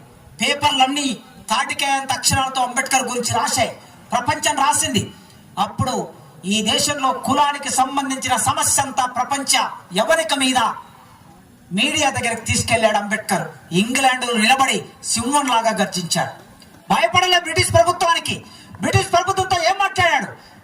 వైస్రాయ్తో మాట్లాడాడు, ప్రధానితో మాట్లాడాడు, రౌండ్ టేబుల్ కాన్ఫరెన్స్ కి ఎవరైతే దాన్ని ప్రిసైడ్ చేస్తున్నారో వాళ్ళతో మాట్లాడారు. ఈ దేశాన్ని 200 సంవత్సరాలు పరిపాలించారు, పీల్చి పిప్పి చేశారు, దోపిడీ చేశారు, దౌర్జన్యం చేశారు. ఇక నుంచి మీరు ఈ దేశాన్ని వదిలిపెట్టి వెళ్ళిపోండి అని అంబేద్కర్ ఇంగ్లాండ్ లో ఉండి మాట్లాడాడు, ఇండియాలో ఉండి కాదు, ఇంగ్లాండ్కి వెళ్ళి మాట్లాడాడు. That is doctor B R Ambedkar. అక్కడ మాట్లాడి తిరిగి ఇండియాకి వచ్చాడు. 30లో రౌండ్ టేబుల్ సమావేశాలు అయిపోయిన తర్వాత 30లో భారత ప్రభుత్వ చట్టం వచ్చింది. మొదటి ప్రపంచ యుద్ధం ఎప్పుడో జరిగిపోయిన తర్వాత రెండవ ప్రపంచ యుద్ధం వచ్చింది. రెండవ ప్రపంచ యుద్ధంలో బ్రిటిష్ గవర్నమెంట్ బాగా నష్టానికి గురైంది. ఇక భారతదేశాన్ని పరిపాలించే శక్తి వాళ్ళకు లేదు. అప్పుడు క్యాబినెట్ మిషన్ ప్లాన్ అని ఒక మిషన్ ప్లాన్ పంపించారు ఇండియాకి. ఇండియాకి మేము స్వాతంత్రం ఇవ్వాలనుకుంటున్నాం, కానీ స్వాతంత్రం ఇచ్చే ముందు ఆ దేశానికి ఒక రాజ్యాంగం ఉండాలి గనక ఆ రాజ్యాంగం రాసుకోవడానికి ఒక కమిటీని ఏర్పాటు చేయాలని క్యాబినెట్ మిషన్ ప్లాన్ ఇండియాకి వస్తే, ఆ ఇండియాకి వచ్చినప్పుడు భారత రాజ్యాంగ పరిషత్ ఏర్పడితే ఆ రాజ్యాంగ పరిషత్తులోకి సభ్యులను ఎన్నుకోవాలి. ఎట్లా ఎన్నుకుంటారు? ఓట్లేసి ఎన్నుకోవాలి. ఒక రకంగా ఓట్లేసి ఎన్నుకోవాలి, మరో రకంగా రాజులు కొద్ది మందిని పంపిస్తారు, ఇంకో రకంగా బ్రిటిష్ గవర్నమెంట్ నామినేట్ చేస్తుంది. అయితే అంబేద్కర్ ఆయన ఎన్నికల్లో పోటీ చేశాడు, మహారాష్ట్ర నుంచి పోటీ చేశాడు రాజ్యాంగ పరిషత్తులోకి రావడానికి. పోటీ చేస్తే అంబేద్కర్ వస్తే రాజ్యాంగ పరిషత్తులో మళ్ళీ అడుగుతాడు, ఈ దేశం గురించి అడుగుతాడు, హక్కులు అడుగుతాడు, ప్రజాస్వామ్యం గురించి అడుగుతాడు, సమానత్వం గురించి అడుగుతాడు, ఈ దేశంలో చదువు లేని వాళ్ళకి చదువు కావాలని అడుగుతాడు. కనుక అంబేద్కర్ రానివద్దని చెప్పి ఆనాడు ఉన్నటువంటి వాళ్ళందరూ కుట్ర చేశారు. మిత్రులారా, ఇవాళ చాలా మంది అంటారు, ఇవాళ పేపర్లో మీరు ఈనాడు పేపర్లో చూసి ఉంటే మోడీ గారు కాశ్మీర్లో నిలబడి మాట్లాడుతున్నారు. ఏం మాట్లాడుతున్నారు? మేము అధికారంలోకి వస్తే రాజ్యాంగాన్ని తీసేస్తామని కొందరు అంటున్నారు. మేము రాజ్యాంగాన్ని తీసేయం. కాంగ్రెస్ పార్టీ ఆనాడు అంబేద్కర్ ని ఓడించింది అని మాట్లాడాడు. ఇవాళ మోడీ గారు మాట్లాడుతున్నారు రాజ్యాంగం మారుస్తారని ఒకరంటే మేము రాజ్యాంగాన్ని మార్చమని మరొకరు అంటున్నారు. ఇక్కడ కాంగ్రెస్ కు బీజేపీకి నేనేం తేడా చూడదలుచుకోలేదు. ఇవి రెండు ఒకటే. ఆనాడు అంబేద్కర్ ని ఓడించింది కాంగ్రెస్ పార్టీ, ఈనాడు అంబేద్కర్ ఆలోచన విధానాన్ని, అంబేద్కర్ కోరుకున్న సమానత్వాన్ని ధ్వంసం చేస్తున్నది బీజేపీ పార్టీ. ఈ రెండింటికేం తేడా లేదు. కనుక అంబేద్కర్ ఆనాడు మహారాష్ట్ర పోటీ చేస్తే అంబేద్కర్ ఓడించారు. ఓడించిన తర్వాత ఎక్కడో ఒక ఆయన పశ్చిమ బెంగాల్ రాష్ట్రంలో ఒక పెద్ద మనిషి అంబేద్కర్ ఓడిపోయిన తర్వాత ఆయన బాధపడ్డాడు. బాధపడి అంబేద్కర్ దగ్గరికి వచ్చి, అయ్యా నేను ఇక్కడ నుంచి గెలిచాను, నేను రాజ్యాంగ పరిషత్ మెంబర్గా గెలిచాను, కానీ నేను పోయి చేయగలిగేది ఏమీ లేదు. అక్కడ నీవు మహామేధావి, ప్రపంచ మేధావి, రాజ్యాంగం చదువుకున్నావు, చట్టం తెలుసు, రాజనీతి శాస్త్రం తెలుసు, తత్వశాస్త్రం తెలుసు, అర్థశాస్త్రం తెలుసు, ఈ దేశ స్వరూపం తెలుసు. నీవు రాజ్యాంగ పరిషత్తులోకి వెళ్తే ఈ దేశ స్వరూపం మార్చడానికి ప్రయత్నం చేస్తావు గనక నువ్వు వెళ్ళాలి, నేను రాజీనామా చేస్తా, నా ప్లేస్ లో నువ్వు పోటీ చెయ్యి, తిరిగి నువ్వు రాజ్యాంగ పరిషత్తులోకి వెళ్ళని చెప్పి ఆయన రాజీనామా చేశాడు. అంబేద్కర్ అక్కడ నుంచి గెలిపించాడు. మళ్ళీ కుట్ర చేశారు కాంగ్రెస్ అండ్ గాంధీ, మళ్ళీ కుట్ర చేశారు. ఏం కుట్ర చేశారు? అంబేద్కర్ గెలిచిన ఆ ప్రాంతాన్ని పాకిస్తాన్ లో కలిపేశారు. ఇప్పుడు అంబేద్కర్ ఎక్కడికి వెళ్ళాలి? పాకిస్తాన్ రాజ్యాంగం రాయడానికి వెళ్ళాలి. ఇది పరిస్థితి. చాలా మంది నీతులు చెప్తున్నారు కదా. ఇవాళ ఈ దేశంలో ఉన్న హిందూ మతం పేరు మీద ఉన్న వాళ్ళు, కాంగ్రెస్ వాళ్ళు, వీళ్ళిద్దరికి నేను ప్రశ్న వేస్తున్నా. మీరు నీతులు చెప్తున్నారు కదా, ఒకరి మీద ఒకరు నీతులు చెప్పుకుంటున్నారు, ఒకరి మీద ఒకరు నిందారోపణలు చేసుకుంటున్నారు కదా. ఆ రోజు హిందూ మహాసభ ఉన్నది, బీజేపీ పార్టీ లేదు. ఆ రోజు ఇండియన్ నేషనల్ కాంగ్రెస్ ఉన్నది, ఇవాళ హస్తం గుర్తున్న కాంగ్రెస్ లేదు. ఆ రోజుల్లో అది ఇండియన్ నేషనల్ కాంగ్రెస్, హిందూ మహాసభ. ఆనాటి హిందూ మహాసభ ఇవాళ బీజేపీ అయింది. ఆనాటి ఇండియన్ నేషనల్ కాంగ్రెస్ ఇవాళ హస్తం కాంగ్రెస్ అయింది. అంబేద్కర్ ఓడిపోయిన రోజుల్లో అంబేద్కర్ రాకుండా అడ్డుకున్నప్పుడు హిందూ మహాసభ వాళ్ళు ఎవడైనా మాట్లాడా? అంబేద్కర్ని ఎందుకు రాజ్యాంగ పరిషత్తుకు రానివ్వటం లేదని కాంగ్రెస్ వాళ్ళని, గాంధీని, నెహ్రూను, పటేల్ను ఎవరైనా అడిగారా? ఎవడు అడగలే. కాంగ్రెస్ ఓడించారు, వాళ్ళు అడగలే, మౌనంగా ఉన్నారు. అప్పుడు అంబేద్కర్ బ్రిటిష్ గవర్నమెంట్ కు లేఖ రాశాడు. ఈ దేశంలో రాజకీయ స్వాతంత్రం కావాలనుకుంటున్నా నేను, కానీ నా ప్రజలకి సామాజిక స్వాతంత్రం లేని చోట నువ్వు రాజకీయ స్వాతంత్రం ఇచ్చినా ఒకటే, ఇవ్వకపోయినా ఒకటే. ఈ దేశంలో రాజ్యాంగ పరిస్థితులకు వెళ్ళడానికి నాకు అవకాశం లేనప్పుడు నా ప్రజల గురించి నేను ఏం రాస్తాను? నా ప్రజల గురించి నేను ఇన్నాళ్ళు చేసిన పోరాటం దాని ఫలితం ఏమిటి అని అంబేద్కర్ రాస్తే అప్పుడు బ్రిటిష్ గవర్నమెంట్ నెహ్రూకు లేఖ రాసింది. నెహ్రూకు ఎందుకు రాసిందంటే, నెహ్రూ ఆనాడు ప్రధానమంత్రి. తాత్కాలిక ప్రభుత్వం ఏర్పడింది 1946లో. ఆ తాత్కాలిక ప్రభుత్వానికి ఆయన ప్రధానమంత్రి ఆయనకు లేఖ రాసింది. మీరేం చేస్తారో తెలియదు, అంబేద్కర్ భారత రాజ్యాంగ పరిషత్తులో మెంబర్ గా ఉండవలసిందే.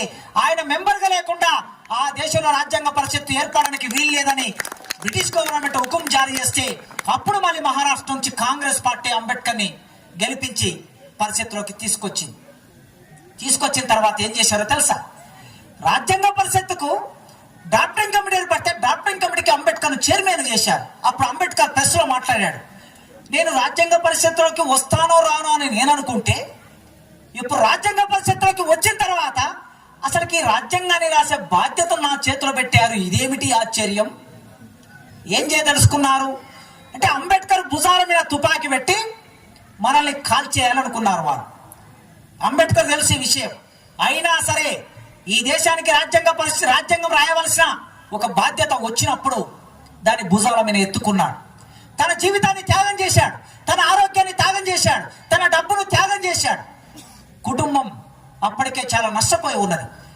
ఈ దేశం అంబేద్కర్ని ఎట్లా చూసింది? అంటరాని వాడిగా చూసింది, దూరం పెట్టింది, మనిషిగా చూడలేదు, కన్నీళ్లు కారేటట్లు చేసింది, రక్తం మరిగేటట్లు చేసింది. అట్లాంటి దేశం, ముట్టుకొని దేశం, కౌగులించుకొని దేశం, ఈ దేశానికి రాజ్యాంగం రాయాల్సి వచ్చినప్పుడు గాంధీ రాయాలి, నెహ్రూ రాయాలి, పటేల్ రాయాలి, రాజేంద్ర ప్రసాద్ రాయాలి, సరోజిని రాయాలి. అంటరాని వాడైన డాక్టర్ బిఆర్ అంబేద్కర్ మాత్రమే ఈ దేశానికి రాజ్యాంగం రాసిచ్చాడు. ఆ రాజ్యాంగం గొప్పదా, ఎంత గొప్పది ఏమిటని చర్చ చేసుకోవచ్చు మనం తర్వాత కాలంలో. కానీ ఆయన ఒక సందర్భం వచ్చినప్పుడు మాత్రం చేపట్టినప్పుడు ఎన్ని రకాల అవమానాలు ఎదుర్కొన్నాడు. రాజ్యాంగ పరిషత్తులో కూడా 2000 ఉపన్యాసాలు ఇచ్చాడు, ఎంతో చింతపడి తయారు చేసుకున్నాడు. ఆయన చేసిన ఆర్గ్యుమెంట్ వలన కొన్ని హక్కులు, ప్రాథమిక హక్కులు ఇవాళ మనం అందరం అనుభవిస్తున్నాం. నన్ను అరెస్ట్ చేసి జైల్లో పెడితే రాజ్యాంగం నాకు హక్కు ఇచ్చింది. ఏం హక్కు ఇచ్చింది? కేసీఆర్ నన్ను అరెస్ట్ చేసి జైల్లో పెట్టాడు, 5 నెలలు జైల్లో పెట్టాడు. కానీ నాకు అంబేద్కర్ ఇచ్చిన హక్కు ఏమిటంటే, ఆ హక్కు ఏం చెప్తుందంటే, ఏ మనిషి అయినా స్వేచ్ఛగా మాట్లాడే హక్కు ఉన్నది, ఏ మనిషి అయినా స్వేచ్ఛగా రాసే హక్కు ఉన్నది, ఏ మనిషి అయినా స్వేచ్ఛగా సంచరించే హక్కు ఉన్నది, ఆ మనిషిని బంధించడానికి వీల్లేదని చెప్పి ఆర్టికల్ 14, ఆర్టికల్ 15, 16, 17, 18 వరకు ఈ ఆర్టికల్ చెప్తున్నది, రాజ్యాంగం చెప్తున్నది. ఆ రాజ్యాంగం చెప్తున్నది కనుక ఆ రాజ్యాంగం ప్రకారం 5 నెలల తర్వాత ఆయన బెయిల్ తీసుకొని బయటకు రాగలిగారు. ఆ రాజ్యాంగం లేకపోతే నా మాటకు అర్థం ఉండదు. ఇవాళ నేను బెయిల్ మీద ఉన్నా. నిజానికి నేను విడుదలై ఇప్పటికి 4 ఏళ్ళు అయింది. 4 ఏళ్ల తర్వాత కూడా నా మీద పెట్టిన 5 కేసులలో బెయిల్ మీద ఉన్నా. అయినా నా మాట ఆపలే, నా రాత ఆపలే. ఈ హక్కు నాకు ఎట్లొచ్చింది? భారత రాజ్యాంగం కల్పించింది. ఈ హక్కు నా ప్రజలకు ఉండాలని అంబేద్కర్ ఆనాడు కోరుకున్నాడు. ఈ దేశంలో సమానత్వం లేదు గనక మనువాదం అనేది సమానత్వాన్ని బోధించలే. మనువాదం ఏం బోధించిందంటే, పై కులాల వాళ్ళు చదువుకోవాలా, కింది కులాల వాళ్ళు పనిచేసి పెట్టాలా, సేవ చేసి పెట్టాలని మనువాదం చెప్పింది. అంబేద్కర్ రాసిన రాజ్యాంగం ఏం చెప్పింది? ఈ దేశంలో ప్రతి ఒక్కరూ చదువుకునే హక్కును భారత రాజ్యాంగం కల్పించి, ప్రతి ఒక్కరు. అందుకే వెంకటన్న చెప్పాడు కదా, అందుకే ఆయన హెడ్ మాస్టర్ అయ్యాడు, నేను ప్రొఫెసర్ అయ్యాను, ఇంకో లెక్చరర్ అయ్యాడు, మంగి విజయ్ రాజకీయ నాయకుడు అయ్యాడు, ఓడు ఎమ్మెల్యే అయ్యాడు, ఓడు ఎంపీ అయ్యాడు, ఓడు మంత్రి అయ్యాడు. చదువుకున్నాం గనక, అంబేద్కర్ హక్కుని కల్పించాడు గనక ఆడవాళ్ళైనా మగవాళ్ళైనా రంగుతో భాషతో సంబంధం లేకుండా ఎవరైనా సరే చదువుకోవచ్చని మనువాదాన్ని ఒక్క కలంపోటుతో కొట్టేసి సమానత్వం అనే రాజ్యాంగాన్ని ఇచ్చాడు అంబేద్కర్. ఆ రాజ్యాంగం వలన ఇవాళ ఇంతమంది మనం ఇక్కడ కూర్చోగలిగినాం. ఆర్థిక సమానత్వం, రాజకీయ సమానత్వం, సామాజిక సమానత్వం, విద్యలో సమానత్వం రాజ్యాంగంలో రాసి పెట్టాడు. ఆ రాజ్యాంగంలో వాళ్ళకు ఉపయోగపడేట్లేవా ఉన్నాయి. ఆయనే చెప్పాడు, మనమేం కావాలి కొత్తగా దాంట్లో తీసి చెప్పాల్సిన అవసరం లేదు. అంబేద్కర్ చెప్పాడు, ఈ రాజ్యాంగం మొత్తం నేను ఒప్పుకొని రాసినని అనుకోకండి నా మిత్రులారా. ఈ రాజ్యాంగంలో నాకు ఇష్టం లేని విషయాలు చాలా రాశాను, నాకు ఏమాత్రం నా మనసు అంగీకరించిన విషయాలు చాలా రాశాను. ఎందుకు రాశానంటే నా ప్రజలకి కావలసిన హక్కుల్ని సాధించుకునే క్రమంలో నేను కొన్ని సందర్భాల్లో రాజీ పడ్డాను. ఈ రాజీపడి హక్కులు సాధించి పెట్టాను. అందుకే ఈ రాజ్యాంగంలో ఎన్ని మంచి విషయాలు ఉన్నాయి, ఎన్ని చెడ్డ విషయాలు ఉన్నాయనే దేని మీద ఆధారపడి ఉంటుంది. 1949 నవంబర్ 26వ తారీఖు నాడు భారతదేశ రాజ్యాంగాన్ని 5 మంది పెద్ద మనుషుల చేతుల్లో పెట్టాడు. మీరు ఆ ఫోటో చూస్తూ ఉంటారు. నెహ్రూ, బాబు రాజేంద్ర ప్రసాద్, సర్దార్ పటేల్, మౌలానా 5 మంది నిలబడి ఉంటారు. వాళ్ళ చేతిలో అంబేద్కర్ రాజ్యాంగం పెడుతూ ఉంటాడు. అప్పుడు ఏమన్నాడంటే, ఈ రాజ్యాంగం గొప్పది కావాలంటే ఈ దేశాన్ని పరిపాలించే వాళ్ళు గొప్ప వాళ్ళు కావాలి. రాజ్యాంగం గొప్పదైనంత మాత్రాన ఈ దేశం గొప్పది కాదు. రాజ్యాంగం గొప్పదైనంత మాత్రాన పాలకులు గొప్పవాళ్ళు కాదు. పరిపాలించే వాళ్ళు గొప్ప వాళ్ళైనప్పుడే రాజ్యాంగం గొప్పదవుతుంది. పరిపాలించే వాళ్ళు చెడ్డ వాళ్ళైతే రాజ్యాంగం కూడా అది పనికి రాకుండా పోతుంది. అట్లాంటి సందర్భం వచ్చినప్పుడు ఈ రాజ్యాంగాన్ని తగలబెట్టే వారిలో నేనే మొదలుంటాను, కానీ అట్లా కావాలని నేను కోరుకోవటం లేదు అని అంబేద్కర్ ఆనాడు చెప్పాడు. ఇంత ధైర్యంగా చెప్పగలిగిన శక్తి భారత రాజ్యాంగం రాసేవాడు ఇట్లా చెప్పాడంటే ఆ రాజ్యాంగం ఎవరికెంత ఉపయోగపడుతుందో మనకు అర్థమవుతున్నది. అయినా ఈ కాస్త హక్కులు మనకు వచ్చాయంటే ఆ హక్కుల మీద మనం అనుభవిస్తున్నామంటే ఆ రాజ్యాంగ ఫలితం వల్లనే అనుభవిస్తున్నాం. రాజ్యాంగం అమల్లోకి వచ్చి 73 ఏళ్ళు అయింది. అంబేద్కర్ చనిపోయాడు. ఈ రాజ్యాంగాన్ని రక్షించుకోమన్నాడు, సంపద రక్షించుకోమన్నాడు, రాజ్యాధికారంలోకి వెళ్ళమన్నాడు, జ్ఞానం పెంచుకోమన్నాడు, ఆలోచన పెంచుకోమన్నాడు. 73 ఏళ్ళు అయింది. అయినా ఈ దేశంలో ఇప్పటికీ ఇంకా అణచివేతకి గురవుతున్న ప్రజలు ఉన్నారు. మధ్యప్రదేశ్ రాష్ట్రంలో 2018లో నేను ఎప్పుడో 100 సంవత్సరాల కింద సంగతి చెప్తాను. 2018లో ఒక అమ్మాయి, ఒక దళిత అమ్మాయి ఎంపీటీసీగా గెలిచింది. కుర్చీ మీద కూర్చున్నది. గ్రామ సభ నడుస్తూ ఉన్నది. కుర్చీ మీద కూర్చున్నది. ఆ ఊరి పెద్ద మనిషి వచ్చాడు. ఒక ట్యాగూర్ కులానికి చెందినవాడు వచ్చాడు. ఆ ట్యాగూర్ కులానికి చెందినవాడు ఎంపీటీసీ కాదు, సర్పంచ్ కాదు, వార్డు మెంబర్ కూడా కాదు. వాడు వచ్చాడు అక్కడికి. వాడు వచ్చినప్పుడు ఈ అమ్మాయి కుర్చీ మీద నుంచి లేవలేదని వెనక్కి వెళ్ళి కుర్చీని కాలుతో తన్నాడట. ఒక స్త్రీ అని చూడకుండా ఆ అమ్మాయి కూర్చున్న కుర్చీని కాలితో దంతే అమ్మాయి కింద పడిపోయింది. ఇది అంతా సోషల్ మీడియాలో వచ్చింది, పేపర్లో కూడా వచ్చింది. 2018 సంగతి చెప్తున్నాను. ఈ దేశంలో ఒక దళిత స్త్రీ ఎంపీటీసీ అయితే మీరు ఓర్చుకుంటున్నారా? రాజ్యాంగం సమానత్వం చెప్పింది, కానీ సమానత్వం కొనసాగటం లేదు. కారంచెడు అనే గ్రామంలో మాదిగ వాళ్ళు తాగే చెరువులో, మాదిగ వాళ్ళు నీళ్లు తాగే చెరువులో, ప్రకాశం జిల్లా కారంచెడు అనే ఊరు 1985 40 ఏళ్ల కిందట కమ్మ వాళ్ళు, ఆ ఊళ్ళో ఉన్నటువంటి కమ్మ వాళ్ళు మాదిగ వాళ్ళు నీళ్లు తాగే చెరువులోకి ఎద్దులను తీసుకెళ్లారు. ఎద్దులో పైగడిగారు. ఎద్దులకు దానబెట్టి ఆ దానబెట్టిన బుట్లను తీసుకెళ్లి ఆ చెరువులో కడిగారు.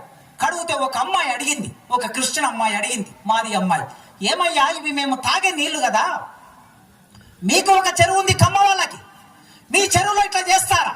మీ చెరువులో ఎద్దుల దానబెట్టినటువంటి బుట్లను తీసుకెళ్లి కడుగుతారా?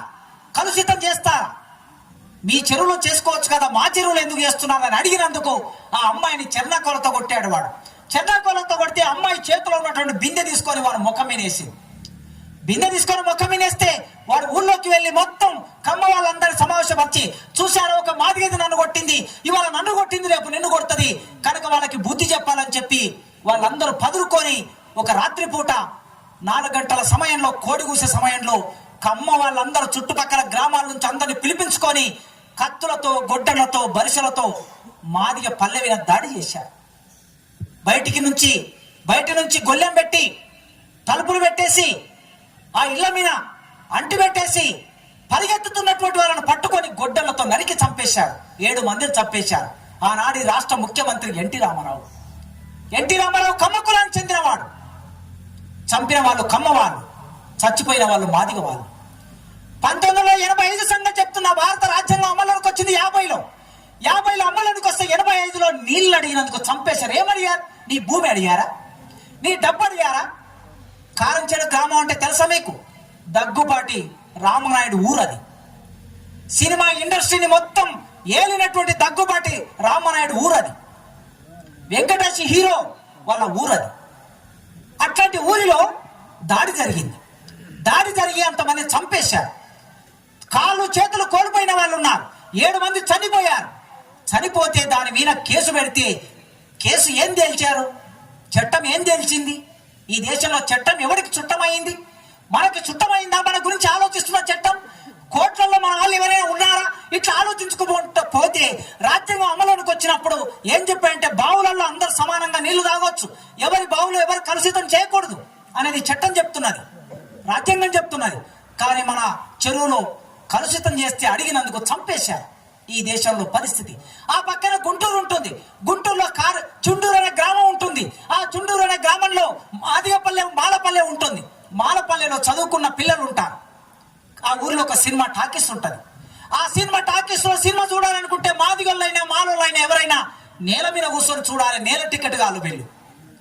ఆ ఊర్లో ఉన్న రెడ్లు మాత్రం కుర్చీ మీద కూర్చొని సినిమా చూడాలి.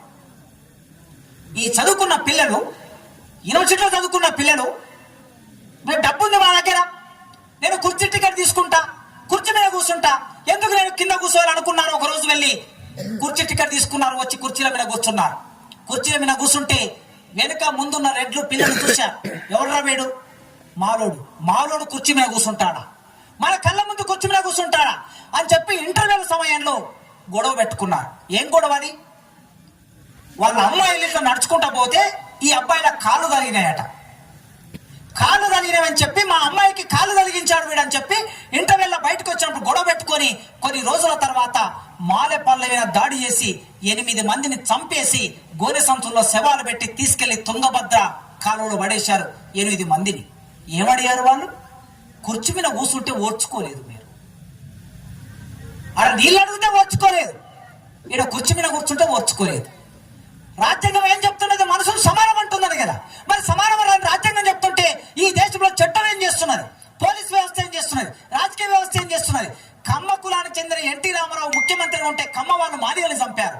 నేదురుమల్లి జనార్దన్ రెడ్డి ఒక రెడ్డి ముఖ్యమంత్రిగా ఉంటే రెడ్లు వెళ్ళి మాల వాళ్ళని చంపారు కారంచెడులో. ఇక్కడ నుంచి మనం కర్నూలు పోతాం. కర్నూలులో ఎన్ని గ్రామాల్లో, కర్నూలులో వేంపేట అనే గ్రామంలో మాదిగ పల్లె వినబడి చంపేస్తే ఊచకొత కోశారు రెడ్లందరూ కలిసి. కొందరు బీసీలు కూడా ఉన్నారు అందులో, తెలియని బీసీలు, చైతన్యమైన బీసీలు. ఇదంతా నేను ఎందుకు చెప్తున్నా అంటే రాజ్యాంగం అమలులోకి వచ్చింది కనుక, రాజ్యాంగం మనందరికి సమానత్వం ఇచ్చింది కనుక మనం అందరం సంతోషంగా ఉన్నామని భ్రమపడకండి. ఇంకా దాడులు జరుగుతున్నాయి. గుజరాత్ రాష్ట్రం అంటే ఈ దేశ ప్రధానమంత్రి రాష్ట్రం. ఈ దేశ ప్రధానమంత్రి రాష్ట్రంలో ఒక పిల్లవాడు ఏమడిగాడు తండ్రిని? ఒక మాదిగ పిల్లవాడు ఏమడిగాడు? నాన్న, నా బర్త్డే రోజు నాకు ఒక గుర్రాన్ని కొని అని అడిగాడు. గుర్రం ఎక్కి తిరగాలనుంది వానికి.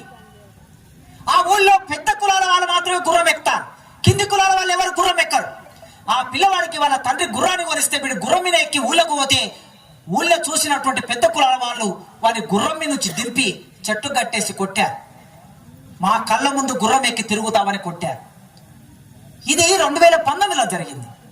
ఈ దేశ ప్రధానమంత్రి రాష్ట్రం అది. ఎక్కడికి వెళ్ళినా, ఏ ప్రాంతానికి వెళ్ళినా, ఎక్కడో ఒక చోట రాజకీయంగా, ఆర్థికంగా, సామాజికంగా ఈ దేశంలో ఇంకా కింది కులాల వాళ్ళని అణచివేస్తున్నారు, కింది కులాల వాళ్ళని దాడులు చేస్తున్నారు, చంపేస్తున్నారు. ఈ రాజ్యాంగం ఉన్నా కూడా మన మీద దాడులు జరుగుతూ ఉన్నాయి. ఎందుకు జరుగుతున్నాయంటే రాజ్యాంగాన్ని అమలు చేసే దగ్గర మనం లేం గనక. హైకోర్టులో జడ్జీలు ఎంతమంది ఉన్నారు ఎస్సీలు?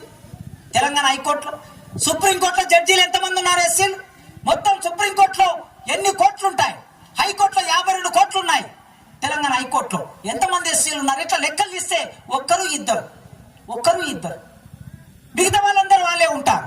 కనుక మనకు న్యాయం జరగాలని మనం కోర్టు దగ్గరికి పోతాం. ఊళ్ళో వీడు చంపేశాడు, పోలీస్ స్టేషన్కి వెళ్తే వాళ్ళు కేసు తీసుకోడు. అక్కడ నుంచి మనం కోర్టుకు వెళ్తాం. కోర్టుకు వెళ్తే అక్కడ జడ్జి వాడే ఉన్నాడు, తీర్పు వానికి అనుకూలంగా తీర్పిస్తాడు.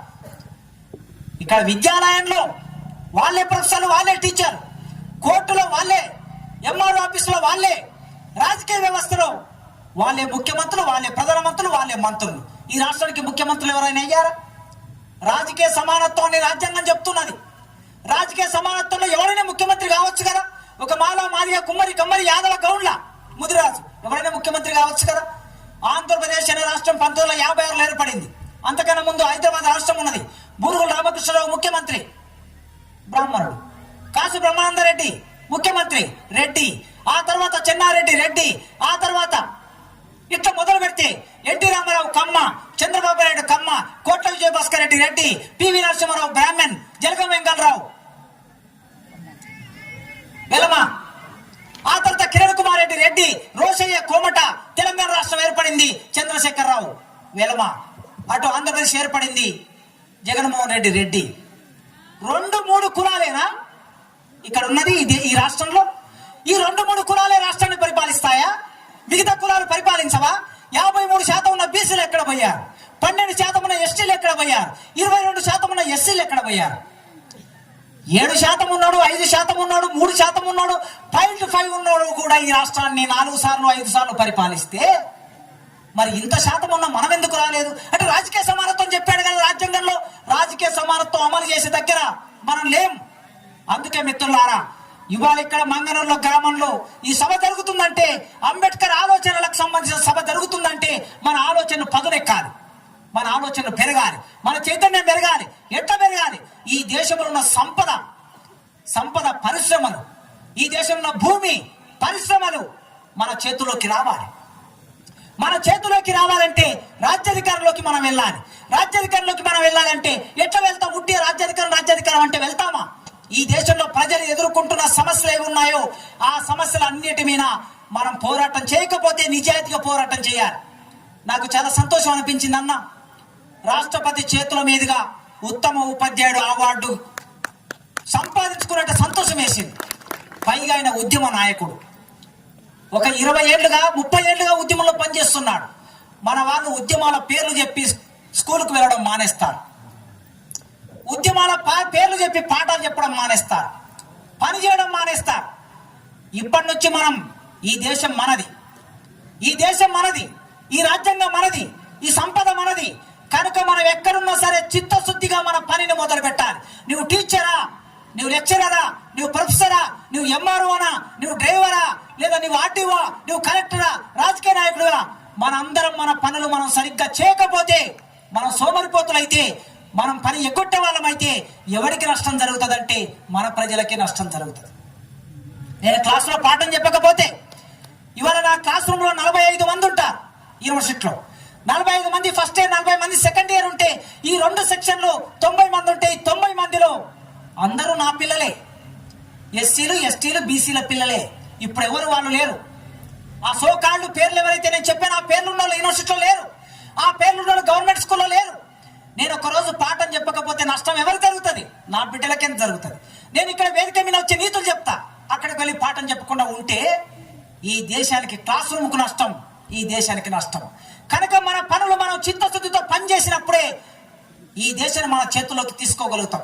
నువ్వు రాజకీయ నాయకుడు అయితే, రాజకీయం ఎంపిక చేసుకుంటే చిత్తశుద్ధిగా రాజకీయం చేయి. నువ్వు ప్రజల్లో ఉండు, సమస్యలు చూడు. రేషన్ సమస్య ఉంటుంది, రేషన్ కార్డు సమస్య ఉంటుంది, పోలీస్ స్టేషన్ సమస్య ఉంటుంది, పెన్షన్ రాదు, భూమి సమస్య ఉంటుంది, రకరకాల సమస్యలు ఉంటాయి.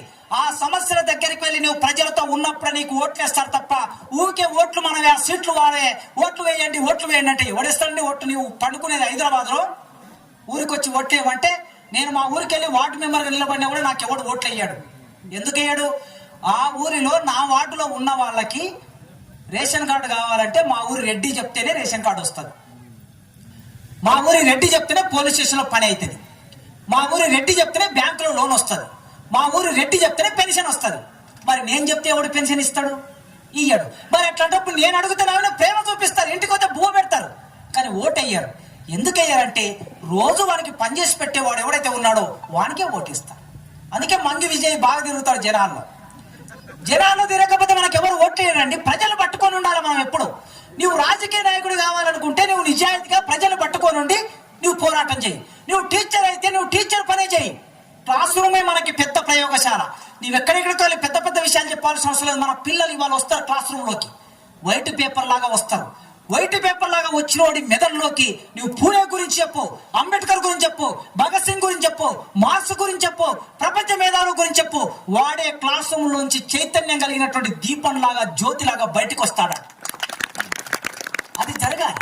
అందుకే రాజ్యాంగం అమలు కావాలంటే మనమందరం చైతన్యమై చిత్తశుద్ధితో మనం ఆయా రంగాల్లో పనిచేయటం అనే ఒక ప్రతిజ్ఞ మనం తీసుకోవాలి. రెండో ప్రతిజ్ఞ కొండయ్య గారు అప్పటి నుంచి చెప్తున్నారు, ఆయన ఉపన్యాసంలో కూడా చెప్పారు. ఈ రాష్ట్రంలో, ఈ దేశంలో అత్యధిక తాగుబోతులు ఎవరయ్యా అంటే మళ్ళీ మనమే. మన సంపదనే మన దగ్గరికి పోతుంది. వాళ్ళు తాగుతలేరంటే వాళ్ళు తాగుతున్నారు. వాడు 1,00,000 రూపాయల బాటిల్ తాగుతాడు, ఈ రాష్ట్ర ముఖ్యమంత్రుల పిల్లలు, మంత్రుల పిల్లలు, ఎమ్మెల్యేల పిల్లలు ₹1,00,000 బాటిల్ తాగుతారు. మనవాడు ₹100 బాటిల్ తాగుతాడు.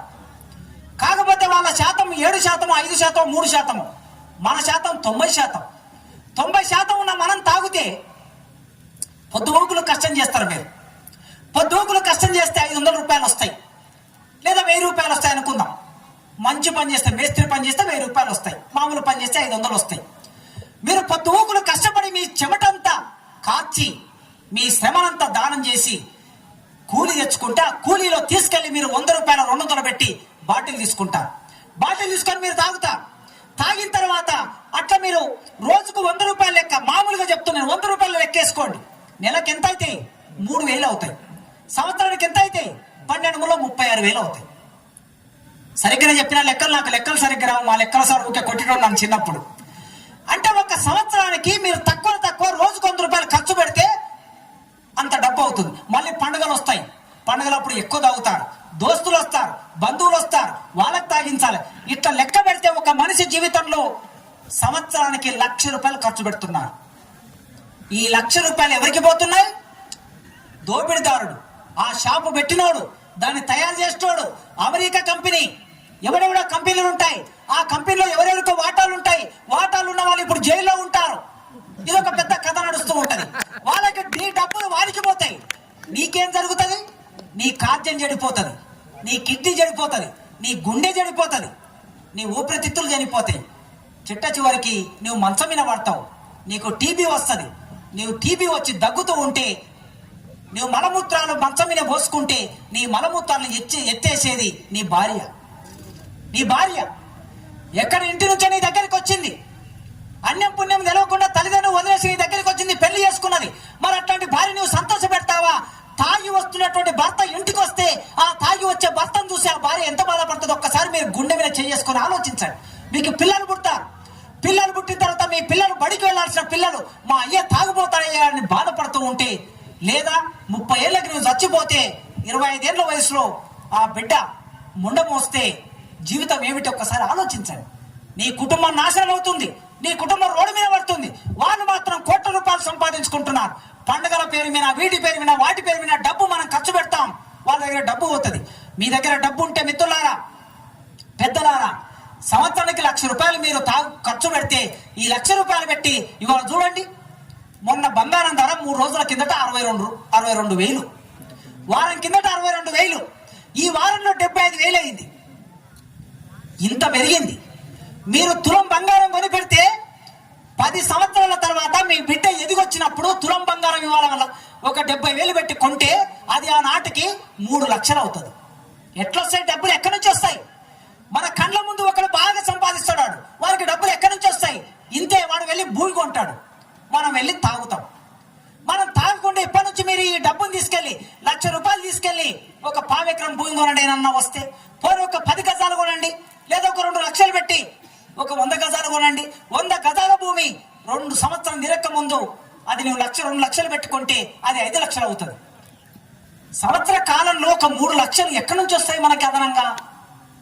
అంటే మీ జీవితంలో మీరు పెట్టే ఖర్చు, పండుగలకు పెట్టే ఖర్చు, పబ్బాలకు పెట్టే ఖర్చు, పార్టీలకు పెట్టే ఖర్చు, బర్త్డేలకు పెట్టే ఖర్చులు అన్ని వేసుకుంటే ఈ ఖర్చులన్నీ మన జీవితాన్ని నాశనం చేస్తున్నాయి. వాళ్ళు మాత్రం బాగా బాగుపడుతూ ఉన్నారు.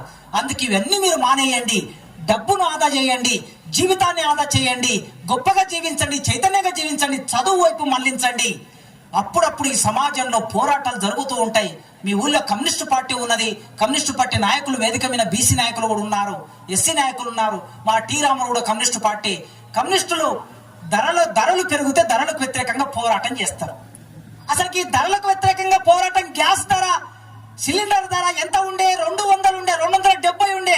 చూస్తుంటే 10 సంవత్సరాల కాలంలో ₹1,000 దగ్గరికి వెళ్ళిపోయింది.